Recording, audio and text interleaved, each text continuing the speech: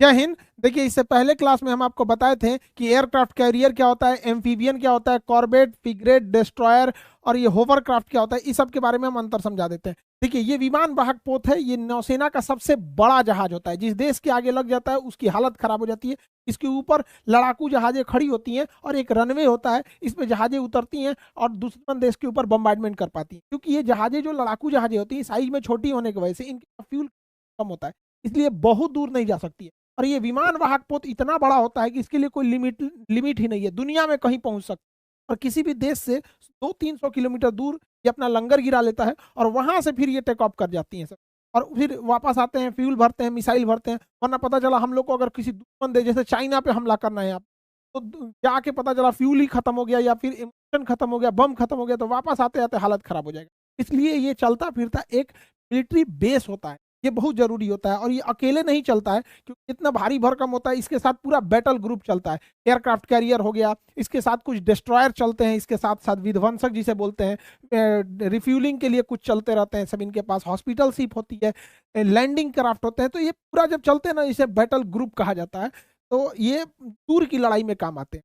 अब जब हम दुश्मन देश के ऊपर उतरते हैं तो हमें लैंडिंग प्लेटफॉर्म की जरूरत होती है और कुछ एम्फीबियन एयरक्राफ्ट की जरूरत होती है जो पानी और जमीन दोनों पे चल सकते हैं। लैंडिंग एयरक्राफ्ट एक बड़े होलो खोखले शेप के होते हैं जिनके अंदर टैंक, ट्रक, सैनिक भर दिया जाता है और ये जहाजों को दुश्मन देश के पास ले आके लगा दिया जाता है। और दुश्मन देश के पास लगा दिया जाता है, इसमें से हमारे सैनिक जो होते हैं इसके ऊपर निकल के हमला कर सकते हैं, इसलिए इसे हम लैंडिंग प्लेटफॉर्म के तौर पे। अगला जो होता है सुपर फास्ट के तौर पे यूज होता है होवरक्राफ्ट। होवरक्राफ्ट के नीचे एयर भरा होता है, ये बहुत तेज गति से आगे बढ़ते हैं। यहाँ पर होवरक्राफ्ट छोटे साइज के होते हैं, ये एंटी शिप पे हमला कर सकते हैं। किसी भी जगह पे अचानक पहुंचना है, तुरंत जल्दी से पहुंचना है, कंडीशन में होवरक्राफ्ट का यूज ज्यादा किया जाता है। अब मेन बैटल को समझते हैं, डिस्ट्रॉयर क्या होते हैं। विमान वाहक पोत जो एयरक्राफ्ट कैरियर होता है वो बहुत बड़े साइज का। के बाद अगर सबसे ज्यादा किसी का यूज होता है तो डिस्ट्रॉयर का होता है, हिंदी में विध्वंसक कहते हैं।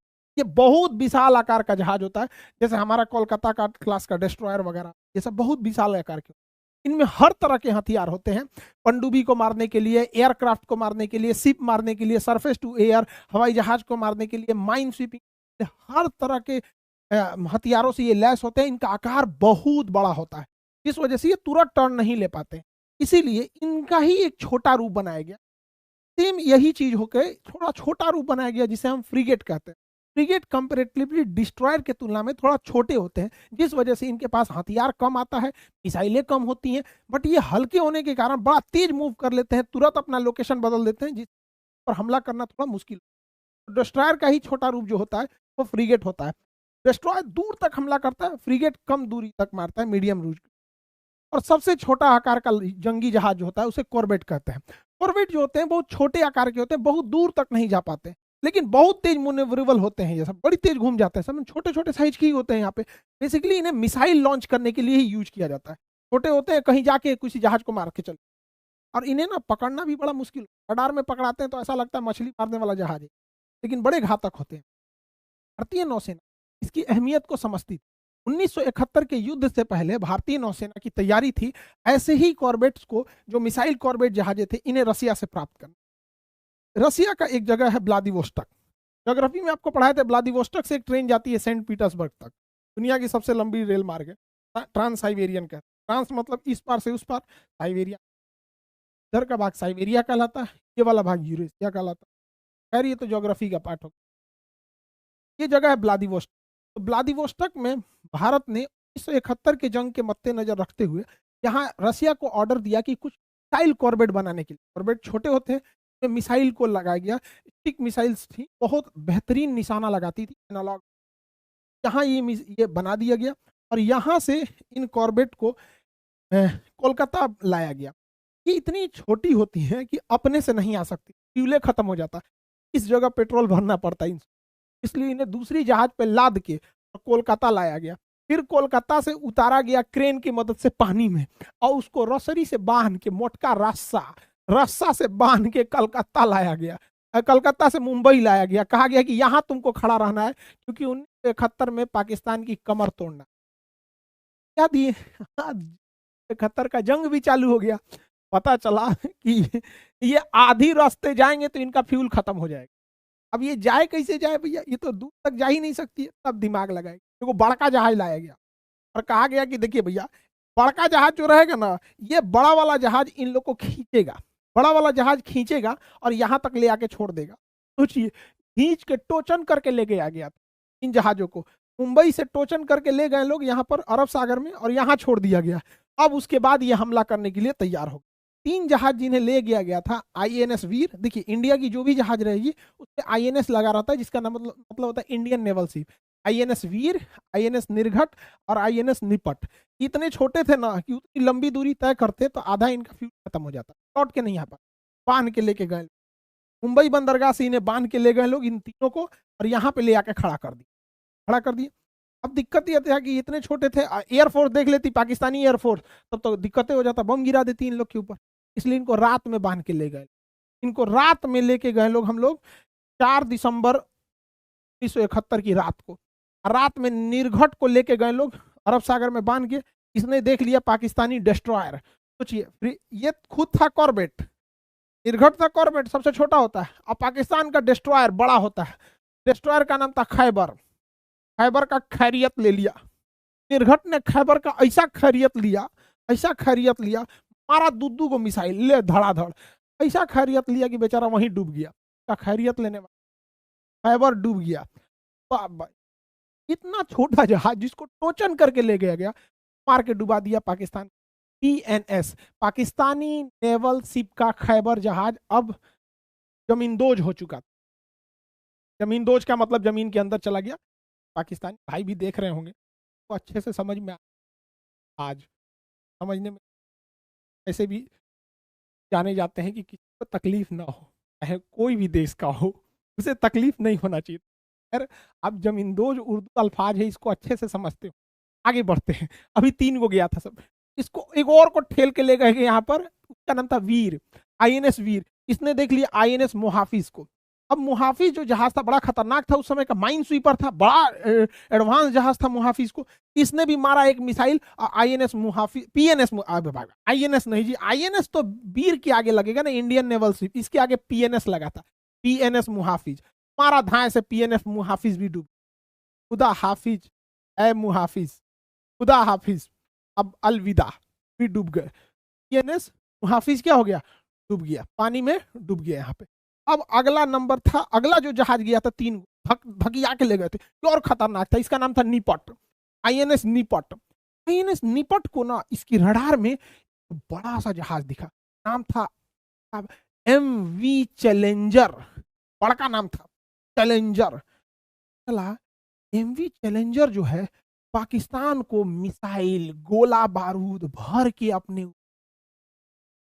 ले जा रहा था। लो मारो भारत को, अमेरिका उसको भर के दिया, इजराइल को दिया है भर के। भारत ने कहा भर के देगा, मारेगा हम लोग को।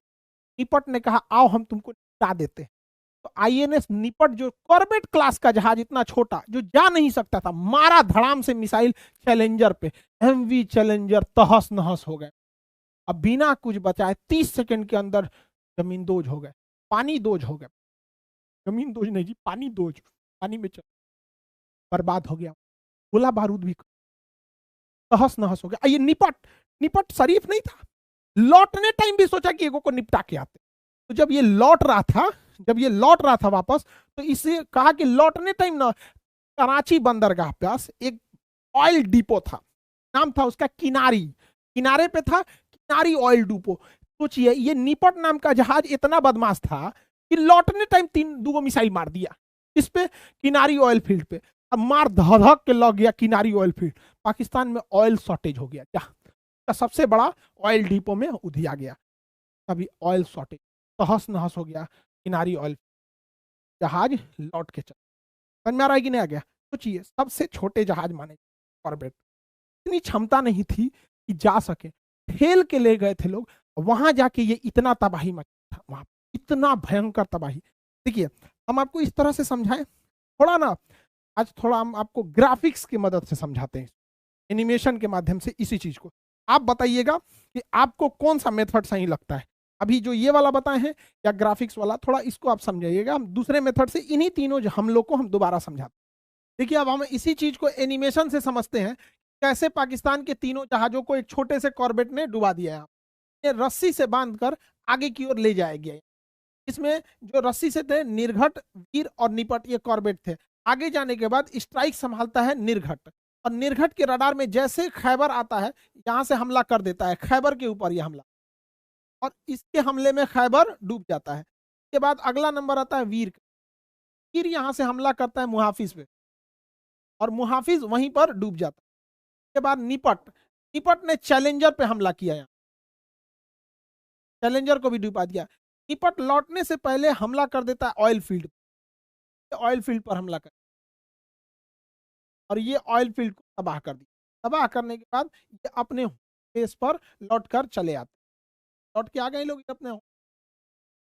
देखिए अब आपको हम दोनों दिखा दिए हैं, इमेज बैकग्राउंड के हिसाब से भी और एनिमेशन के हिसाब से भी। आप थोड़ा बताइएगा कि आपको इमेज वाला में ज्यादा अच्छा से समझ में आ रहा है या फिर एनिमेशन वाले में अच्छा से समझ में आ रहा है। आप जैसा बोलिएगा उसी हिसाब से आगे कंटिन्यू करेंगे हम लोग। खैर हम अपने टॉपिक पे आते हैं। कराची के इस किनारी ऑयल डिपो में इतना भीषण आग लगा था कि जब ये ब्लास्ट हुआ और जब निपट के सैनिकों ने अपने डेक पर आके इस आग की ज्वाला को देखा था, इस धधकते हुए आग को, तो उन्होंने कहा था कि इससे बड़ा हम लोग ने कभी दिवाली नहीं देखा। उन्होंने कहा कि सबसे बड़ा बोन फायर था। अंग्रेज सब ना कौड़ा जला के आग तापता है, सब तो उसको बोन फायर बोलते, अलाव, देहात में उसको अलाव बोला जाता है। कौड़ा जला के आदमी गाय भैंस के आगे रख देता है। अंग्रेज सब जितना ही पढ़ा लिखा है, सब ने ज्यादा पढ़ ले, उसको बोन फायर बोलता है, बोन फायर। हमको लगा कि बहुत बढ़िया चीज होगा, बाद में समझ में आता कौड़ा जलीले है। इतना भीषण आग लगा था, और इसमें इतने टन फ्यूल थे कि कराची के इस ऑयल डिपो के ब्लास्ट के बाद कराची में ऑयल शॉर्टेज हो गया, और उसकी नेवी की पूरी ऑयल डिमांड खत्म हो गई। और इस भीषण आग की वजह से 7 दिन बाद इस आग पे काबू पाया गया था। 7 दिन तक सूरज की किरणें नहीं नीचे आई थी, इतना प्रदूषण, इतना धुआं धुआं फैल गया था यहाँ पर। और इस जबकि इसे कॉर्बेट से हमला किया गया था। इस हमले में भारतीय नौसेना के कॉर्बेट रात में हमला कर रहे थे, और रात में हमला करने के बाद वजह से ये जल्दी पकड़ में नहीं आ रहे थे, और पाकिस्तानी एयरफोर्स के जितने भी जहाज थे वो कोई नहीं आया इनसे लड़ने के लिए। तो इनको कोई टेंशन ही नहीं, दौड़ा दौड़ा मारे थे सब, इनको कोई मारने वाला भी नहीं था यहाँ पे। तो पाकिस्तानी वायुसेना अगर कुछ रिटेलिएट करती तो शायद भारतीय जो नौसेना है वो उतना खुलकर हमला नहीं कर पाते। लेकिन ये बेचारा कहीं नहीं लड़ा, तुम लोग लड़ना चाहिए तुम लोग को, अब नहीं लड़ा तो हम क्या करें यहाँ पे। देखिए जब ये लड़ाई चल रही थी, निपट, निर्घट, वीर जब हमला कर रहे थे, तबातोड़ हमला कर रहे थे, तो इन पूरे हमले को रसिया से बैठ के सैटेलाइट इमेज के माध्यम से देखा जा रहा था। और वहां के नौसेना प्रमुख थे एडमिरल गोशकोव। एडमिरल गोशा को देख के दंग रह गए कि भाई जिन जहाजों को बनाया ही नहीं गया था इतने दूर हमला करने के लिए, जो इतना खतरनाक थे ही नहीं, उनसे ये लोग कैसे रस्सी से बांध कर खींच कर ले जाके और उस तट पर हमला करके चले आए। तो इन्होंने कहा कि हम जाकर भारत के उन सैनिकों से मिलना चाहते हैं। तो ये भारत आए थे स्पेशली उन सैनिकों से मुलाकात करने के लिए। एडमिरल गोशा को जब भी कोई नौसेना का प्रमुख आता है तो उन्हें हम लोग नौसेना की परंपरा के हिसाब से भोज पर आमंत्रित करते हैं, और वो भोज नौसेना के बड़ी जहाजों पर दिया जाता है। हालांकि ये कॉर्बेट पे ही, उस आईएनएस वीर निर्भट पे ही जाना चाहते हैं, बट वो इतना छोटे थे कि इतने बड़े अधिकारी को भोज के लिए वहां आमंत्रित नहीं किया जा सकता था। तो एडमिरल गोशा को आईएनएस विक्रांत पर आमंत्रित किया गया भोज करने के लिए वहां पर। और आईएनएस विक्रांत उस समय 71 की लड़ाई का हीरो था। इस एयरक्राफ्ट कैरियर पर इन्हें लाया गया एडमिरल गोशा को। उस समय भारतीय नौसेना के प्रमुख थे S M Nanda, admiral S M Nanda. और एडमिरल एसएम नंदा से इन्होंने अनुरोध किया कि हमें उन लोगों से भी मुलाकात करनी है जो इस लड़ाई में कॉर्बेट चला रहे थे। वहां इन्होंने भोज किया और मुलाकात किया एसएम नंदा से वहां पर। एडमिरल गोशा को एक बहुत बेहतरीन नौसेना प्रमुख थे। जब ये रशियन नेवी से रिटायर हो गए तो इनके नाम पर विमान वाहक पोत बनाया गया। विमान वाहक पोत का नाम था गोशाकोव, इन्हीं के नाम पर बनाया गया था, एडमिरल गोशाकोव के नाम। ये विमान वाहक पोत बनाया गया था यूएसएसआर, सोवियत संघ, union of Soviet socialist Republican, Russia का पुराना नाम था। 1991 में रसिया 15 भागों में टूट गया। इतना भीषण टूटा, अर्थव्यवस्था तहस नहस हो गई। एडमिरल गोशा को जो जहाज था बेसिकली हेलीकॉप्टर कैरियर था। ये हेलीकॉप्टर को ले जाने के लिए डिजाइन किया गया, और मिसाइल लॉन्चिंग ट्यूब्स थे सब यहाँ पर, जो हमला करने के लिए भी थे वहां पे पहले से वहां। तो एडमिरल गोशा को खर्चा चलाना इतना टफ हो गया था कि रशियन गवर्नमेंट इसे अब सरवाइव नहीं कर पाई, और ये वैसे ही पड़ा हुआ था। इंडियन नेवी की इस पे नजर गई। इंडियन नेवी ने इसे सेकेंड हैंड खरीद लिया, एडमिरल गोशाको को सेकेंड हैंड खरीद लिया। लेकिन इंडियन नेवी को हेलीकॉप्टर कैरियर की जरूरत नहीं थी, उसे एयरक्राफ्ट कैरियर की जरूरत थी। इसे रिनोवेट करके हेलीकॉप्टर से हटाकर दोबारा इसी को हम लोगों ने एयरक्राफ्ट कैरियर में कन्वर्ट करा लिया और एडमिरल गोशाको हो गया आईएनएस विक्रमादित्य। तो आईएनएस विक्रमादित्य का पुराना नाम एडमिरल गोशाको। इंटरनल सिक्योरिटी जब यूपीएससी मेंस में लिखने बैठिएगा, इंटरनल सिक्योरिटी या फिर डिफेंस वाले मैटर पे या फिर साइंस एंड टेक वाले में इसकी विक्रांत के बारे में या नौसेना के स्थिति में आता है तो विक्रांत का पुराना, विक्रमादित्य का पुराना नाम एडमिरल गोशाको जरूर लिखिएगा वहां पर। ये इसका पुराना हिस्ट्री रहा है एडमिरल गोशाको का। सोचिए उस समय कितने बहादुर हमारे लोग थे वहां पर। 1971 में अमेरिका का साथ देने के पाकिस्तान का साथ देने के लिए अमेरिका चला आया था। उस समय हमारे नौसेना को लीड कर रहे थे एस एम नंदा साहब, एडमिरल एस एम नंदा। हमारी थल सेना को लीड करते थे सैम बहादुर, सैम हारमू जी, फ्रेम जी, जमशेद जी मानेकशा, हमारे फील्ड मार्शल साहब। वायु सेना को लीड कर रहे थे पीसी लाल। ये इतने बहादुर जंगबाज थे ये लोग, इन लोग को सैल्यूट। इन लोगों ने पाकिस्तान का इतिहास क्या भूगोल बदल डाला। और उस समय प्रधानमंत्री थी हमारी iron lady Indira Gandhi. Iron lady Indira Gandhi ने एस एम नंदा साहब को बुलाए और कहा कि अमेरिका ने तो अपना 7वां बेड़ा भेज रखा है, आप कैसे निपटिएगा उनसे। तो इन्होंने समझाया इंदिरा गांधी को कि अमेरिका केवल दबाव बनाने आया है, वो कभी लड़ाई में नहीं लड़ेगा। और हकीकत में भी यही है, अमेरिका डायरेक्ट लड़ाई में नहीं लड़ता है। अब देखिए इजराइल और हमास की लड़ाई हो रही है तो अमेरिका अपना दूधू को एयरक्राफ्ट कैरियर भेज रखा है, इजराइल को कह रहा है मारो हमास को, मारो हमास को, बैकअप में खड़ा रहता है। यही किया था अमेरिका ने, पाकिस्तान अपना बेड़ा भेज दिया था 7वां बेड़ा, पाकिस्तान को कह रहा था मारो भारत को, मारो भारत को, मारो अपने अब्बा को। अरे अब्बा से लड़ना आसान होता है क्या? अरे बाप बाप होता है। समझ में आ गया कि नहीं? इन्होंने कहा कि देखिए अमेरिका वाला हमला नहीं करेगा, आएगा भले यहाँ पे तो हम उसको अपनी जहाज पे चाय पीने के लिए आमंत्रित करेंगे। इंदिरा गांधी ने कही चाय ना, चाय ना, अंग्रेज जो कॉफी पिएगा सब, कॉफी। कहा ठीक ठीक ठीक, कॉफी पिला देंगे, आओ हमारी जहाज पे थोड़ा कॉफी पिलाते हैं। इतने बहादुर थे हम लोग। आयरन लेडी को नाम याद रखा जाता है क्योंकि बहुत बड़ी लड़ाई थी यहाँ पर। और उस समय के प्रधानमंत्री अमेरिकी राष्ट्रपति थे निक्सन, दबाव बना रहे थे कि भारत को वापस आ जाना चाहिए। अपना विमान वाहक पोत भेजे थे भारत पर हमला करने के लिए, 7वां बेड़ा भेज रखा था। रसिया ने भी भेज दिया अपना 40वां बेड़ा। और सबसे बहादुरी से हमारी सेना जो अंदर घुस गई थी सैम बहादुर के नेतृत्व में, इन तीनों सेना प्रमुख ने जो बेहतरीन काम किया था, जिसकी सराहना जितनी की जाए उतनी कम है। ऐसे बहादुर योद्धा हमारे देश में हुए तो छोटे से कॉर्बेट जहाज की मदद से दुनिया को दिखा दिए कि हथियार चाहे जितना भी छोटा क्यों ना हो, चलाने वाले का अगर कलेजा है ना तो पूरी दुनिया को झुकाया जा सकता है। तो आई होप आप इसको समझ गए होंगे। Aircraft carrier, hovercraft, destroyer, frigate, Corbett. Corbett तो सबसे छोटे होते हैं, एम्फीबियन एयरक्राफ्ट, इस सब के बारे में आप समझ गए होंगे। ये डिफेंस के एग्जाम में थोड़ा जरूरी हो जाता है। और जितने लड़के एनडीए सीडीएस की तैयारी कर रहे हैं, आप लोग के लिए गुड न्यूज है, आपका एसएसबी इंटरव्यू के क्लासेज स्टार्ट हो गए हैं। अब दिल्ली में भी, इलाहाबाद में, और इलाहाबाद प्रयागराज, नया नाम प्रयागराज उसका, जैसे गोसाको का हो गया विक्रमादित्य वैसे प्रयागराज हो गया इलाहाबाद से, देहरादून, तो हर जगह आपके एसएसबी के क्लासेस स्टार्ट हो गए। हमारी शुभकामनाएं आप सारे विद्यार्थियों के साथ जो एनडीए सीडीएस में जा रहे हैं और जितने लड़के इस बार एसएसबी दे रहे हैं उन सब के लिए। बड़ा हमको भी ऐसा लगता है कि जहां हम नहीं जा सके वहां हमारे विद्यार्थी जा रहे हैं। और सारे विद्यार्थियों से कहते हैं कि जब जाइए सेना में ऐसा तहलका मचाइए कि जब हम लोग बूढ़े हो जाएं तो हम कहानी आपकी बताएं, आपकी वीर गाथा सुनाएं कि हमारे बैच का विद्यार्थी था, पनडुब्बी मार के डुबा दिया, एयरक्राफ्ट कैरियर मार के डुबा दिया, हमारा डिस्ट्रॉयर उधिया दिया यहाँ पे। तो हमको भी बड़ा फक्र महसूस होगा।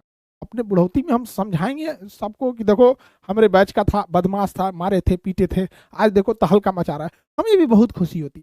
और जिस भी बैच की आप तैयारी कर रहे हैं, एनसीईआरटी बहुत जरूरी है। चाहे आप नीट की तैयारी कर रहे हैं, चाहे आप ईसीएस की तैयारी कर रहे हैं, यूपीएससी के लिए एनसीईआरटी बहुत जरूरी है, खास करके 6 से लेकर 12 तक के। बस इस क्लास में लड़के भटक जाते हैं। स्टूडेंट आप लोग को समझ में नहीं आता पढ़ना क्या है। एक्चुअली क्या है ना कि वो रैंडम है, कुछ जानकारी 6 में है, कुछ 7 में है, कोई 8 में है, तो आप लिंक नहीं कर पाते हैं।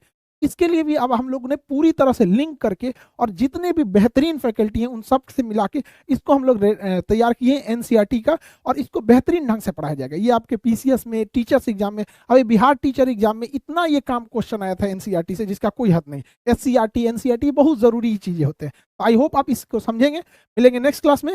जय हिंद।